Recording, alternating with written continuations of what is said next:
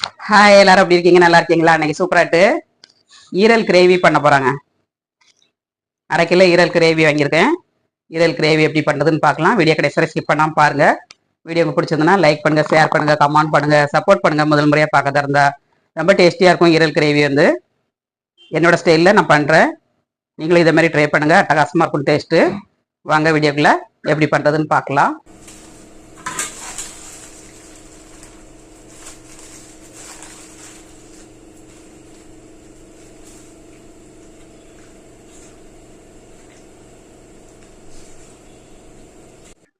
பாய் விட்டு ஆட்டு ஈரல் இருந்து வறுத்து எடுத்துக்கலாங்க. அதுக்கு ஒரு மசாலா அரைக்கணும் நம்ம. அப்படின்னா கவுச்சி வாடை இல்லாமல் இருக்குங்க. ஈரல்ல இருந்து ஒரு ஸ்மெல் வரும். அந்த ஸ்மெல் வந்து எல்லாருக்கும் பிடிக்காது. அந்த வாடை வராமல் இருக்கிறதுக்கு இந்த மாதிரி ட்ரை பண்ணுங்க. பாய் வீட்டில எல்லாம் இப்படி தான் பண்ணுவாங்க. ரொம்ப டேஸ்டியா இருக்கும். இதுக்கு வந்து கடாயை ஆன் பண்ணிடலாம். கடாயை ஆன் பண்ணியாச்சு. இதில் ஒரு ஸ்பூன் ஜீரகங்க, அப்புறமா மிளகு வந்து ஒரு ஸ்பூன். மிளகு வந்து அதிகமாக போட்டேன்னா தான் இந்த கவுச்சி வாடை இருக்காது. அப்புறமா வரமல்லிங்க. நம்ம கிரேவி பண்ணும்போது வரமல்லி தூள் ஆட் பண்ண மாட்டோம். இந்த வரமல்லியை போட்டு தான் நம்ம பண்ண போகிறோம். இது லைட்டாக வறுத்து எடுத்துக்கலாம். நான் அரை கிலோ வாங்கியிருக்கேன். அரை கிலோவுக்கு தகுதி எடுத்திருக்கேன்.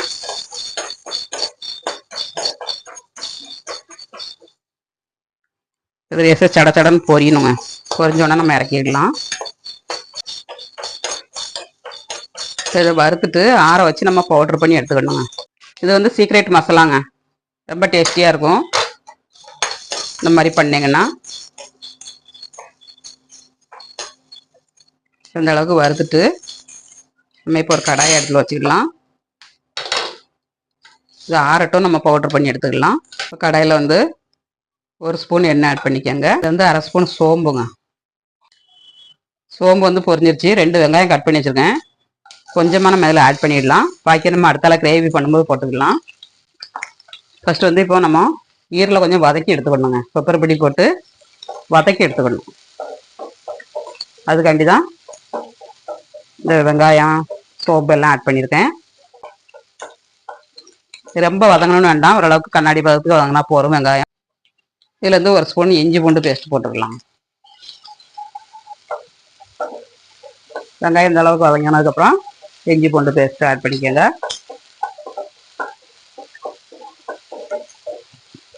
நல்லா ஃப்ரை ஆயிடுச்சு. இஞ்சி பூண்டு பச்சை வாடெல்லாம் போயிடுச்சு. இப்போ ஈரில் வந்து நம்ம ஆட் பண்ணிக்கலாங்க. மஞ்சள் போட்டு கழுவி வச்சுருக்கேன். மஞ்சள் உப்புலாம் போட்டு கழுவுங்க.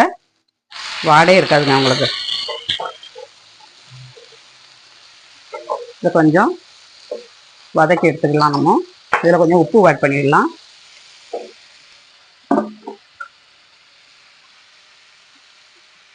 ஈரலுக்கு தந்தூரி உப்பு போட்டுக்கோங்க.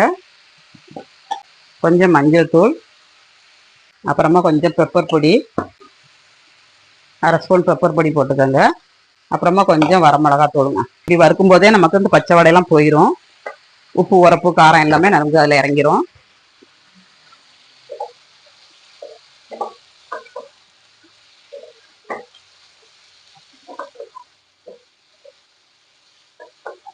கொஞ்சம் ஃப்ரை ஆகட்டும்.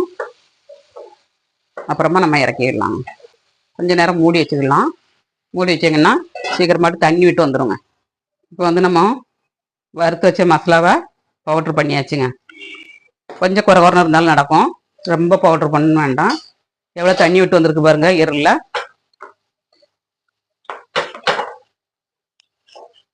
இந்த மாதிரி தண்ணி விட்டு வந்துடுங்க. கொஞ்சம் வேகட்டும். வெந்துருச்சான்னு பார்க்கலாம். நல்லா வெந்துருச்சுங்க. தண்ணி எவ்வளோ தண்ணி விட்டு வந்திருக்கு பாருங்க. 1 டம்ளர் தண்ணிக்கு மேலே வந்திருக்குங்க.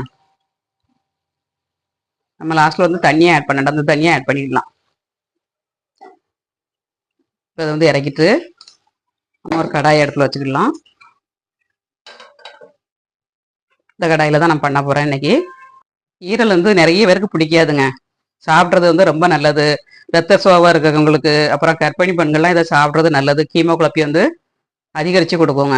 அப்புறம் அந்த கழுத்து தேய்மானம், கழுத்து வலி, கை வலி, முட்டு வலிக்கெலாம் இது சாப்பிட்றது நல்லது. அது மாதிரி சின்ன குழந்தைகளுக்கு வந்து யூரியன் வந்து பெட்டில் போயிட்டே இருக்குங்க. அதுக்கு வந்து கல்லீரல்னு சொல்லுவாங்க பாருங்க, செவரொட்டின்னு. அதுவும் சாப்பிடலாம், இதுவும் சாப்பிடலாங்க. சாப்பிட்டீங்கன்னா அந்த பிள்ளைகளுக்கு வந்து வீக்னஸ் இருக்காது. இந்த வீக்னஸ்னால தான் யூரியன் வந்து பாஸ் ஆகிட்டு இருக்கு. அதனால இந்த மாதிரி ஈரல் வந்து அடிக்கடி வச்சு சாப்பிடுங்க, ரொம்ப நல்லது. இதோட கல்லீரல் வந்து ரொம்ப நல்லதுங்க. செவரொட்டின்னு சொல்லுவாங்க பாருங்க, அது வந்து ரொம்ப நல்லது. அதாவது பண்ணி சாப்பிடுங்க, ரொம்ப டேஸ்ட். இந்த மாதிரி பக்குவத்தில் பண்ணுங்க, உங்களுக்கு ஈரல் வாடையே அடிக்காது, மட்டன் சுவையில தான் இருக்கும். இந்த மாதிரி பண்ணி சாப்பிடுங்க. இது பாய் வீட்டில் இந்த மாதிரி தான் பண்ணுவாங்க. அவங்க பண்ணுறது வந்து கவுச்சி வாடையே இருக்காது. அதே மாதிரி தான் பண்ணுறேன். இன்னைக்கு கடாயில் எண்ணெய் ஆட் பண்ணிடலாம். எண்ணெய் ஒரு 3 ஸ்பூன் ஆட் பண்ணிக்கோங்க. அப்புறமா இதில் ஒரு துண்டு பட்டை ஆட் பண்ணிடணும். பட்டை ஆட் பண்ணிடலாம் ஒரு துண்டு. அப்புறமா 2-3 லவங்கம் ஆட் பண்ணால் போதும், வேறு எதுவுமே ஆட் பண்ணாண்டாம். ஒரு 4 லவங்கம் ஆட் பண்ணியிருக்காங்க. இதில் வந்து வெங்காயத்தை ஆட் பண்ணிடலாம்.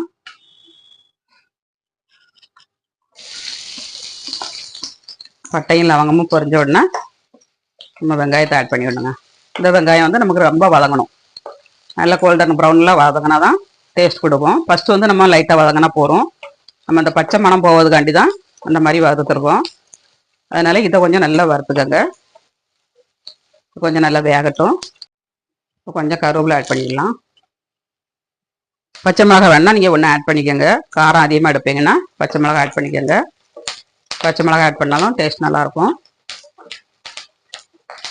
இந்த மாதிரி கோல்டன் ப்ரௌனில் வரது வரலையும் நல்லா வதக்கிக்கோங்க. இதில் வந்து தக்காளி, ஒரு தக்காளி கட் பண்ணி வச்சுருக்கேன், பெரிய தக்காளி ஆட்டு ஆட் பண்ணிடலாம். கொஞ்சமாக உப்பு போட்டுக்கலாம். கொஞ்சமாக உப்பு போட்டீங்கன்னா தக்காளி வந்து நல்லா மசிஞ்சிரும். இப்போ கொஞ்சம் வதங்கட்டும். தக்காளி எல்லாம் நல்லா மசிஞ்சிருச்சு. வந்து இஞ்சி பூண்டு பேஸ்ட் போட்டுக்கலாம். நம்ம ஃபஸ்ட்டு ஒரு ஸ்பூன் போட்டிருக்கோம், இப்போ ஒரு ஸ்பூன் போட்டு ஃப்ரை பண்ணிடலாம்.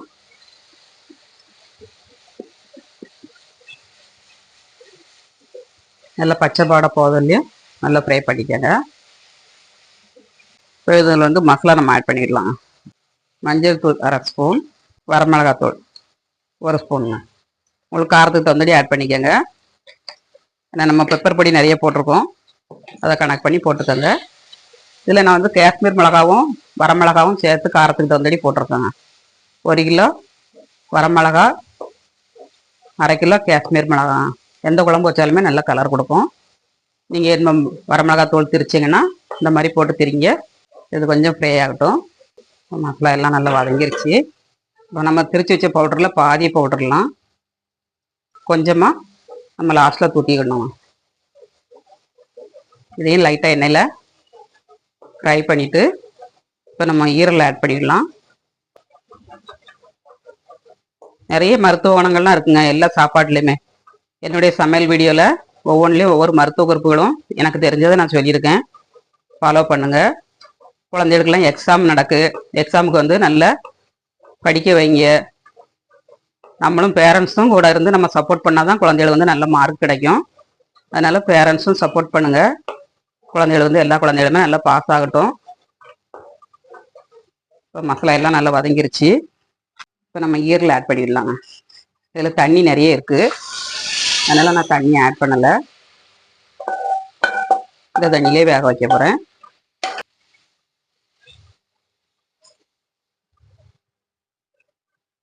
எவ்வளோ தண்ணி விட்டு வந்திருக்கு பாருங்க.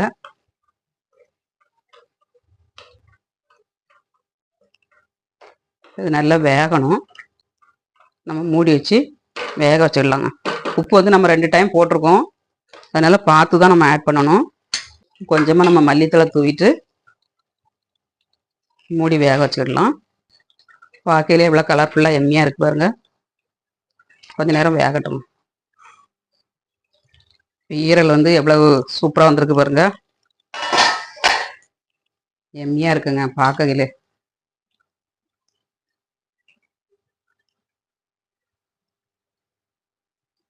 இதில் வந்து நம்ம சீக்ரெட் மசாலாவை ஆட் பண்ணிடலாம்.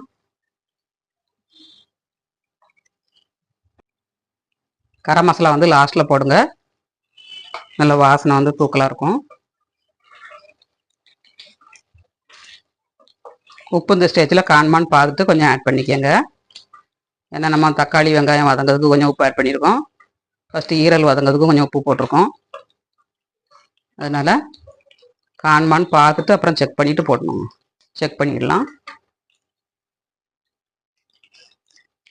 கரெக்டாக இருக்குங்க. இனிமேல் உப்பு போடாண்டா. சூப்பராக இருக்குது டேஸ்ட்டு.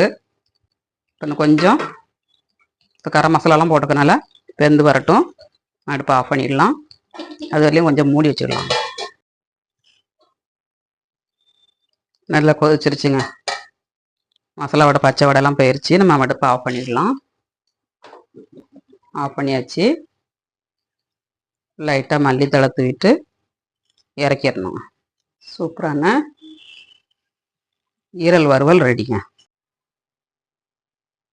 எவ்வளோ எம்மியாக இருக்குது பாருங்கள். சுட சுட சாதத்தில் போட்டு விரைச்சி சாப்பிட்டோம்னா அவ்வளோ ஒரு அட்டகாசமாக இருக்கும். சுட சுட சாதத்தில் வச்சு சாப்பிட்டு பார்க்கலாம். சுட சுட சோறு,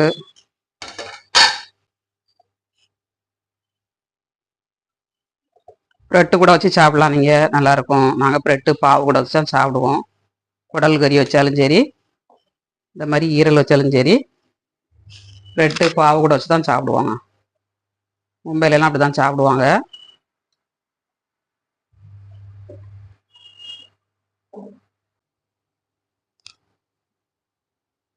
டேஸ்ட் எப்படி இருக்குன்னு பார்ப்போம்.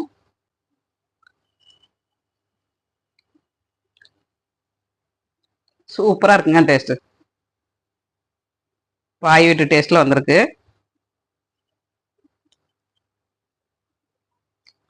ரெண்டுமே ரொம்ப சூடாக இருக்குது. ஈரலை சாப்பிட்டு பார்க்கலாம்.